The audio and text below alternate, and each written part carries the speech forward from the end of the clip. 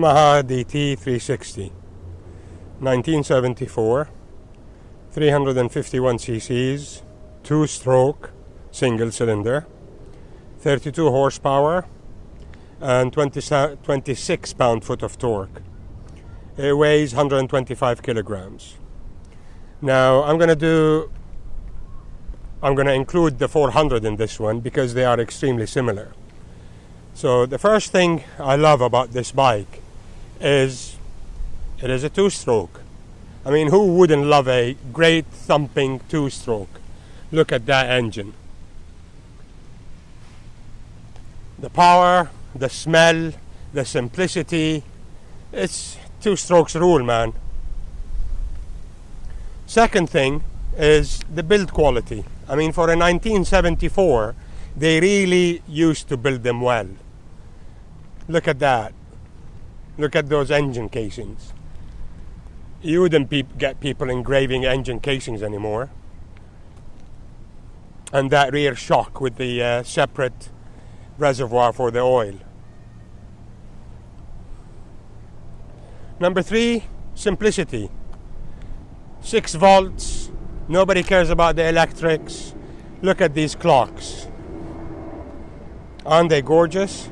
So simple. And you can rebuild this engine and this bike in hours, in a matter of hours.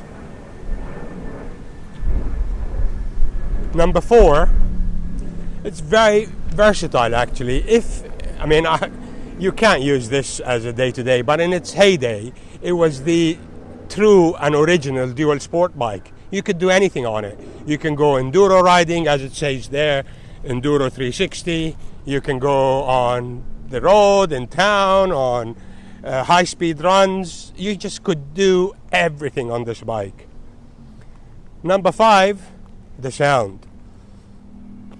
I mean, the sound of a 2-stroke, 360, and I've actually, true to form, if you look here, I've removed the baffle. So it sounds awesome. Now, the dislike, it has actually nothing to do with this bike per se.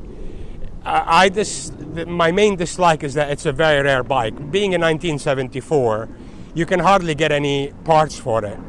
And when I do find a part that pops up, I go and buy it. So I become a hoarder, and it's a money pit. And the reason for that is again, you're spending so much more money than on a modern bike. And especially this one, the 360, because it was never imported into the UK. I'm not sure about Europe, but and that's why parts here are non-existent. And then the only place I could find parts for it is in the States on eBay. And actually, I imported this one from the States because this bike means a lot to me. It has a certain meaning to me, and that's why I own it. Now, the main difference between this one and the 400 is some of the looks, especially the tank, man. The tank on the 400 is sexual. I'll show you a picture now.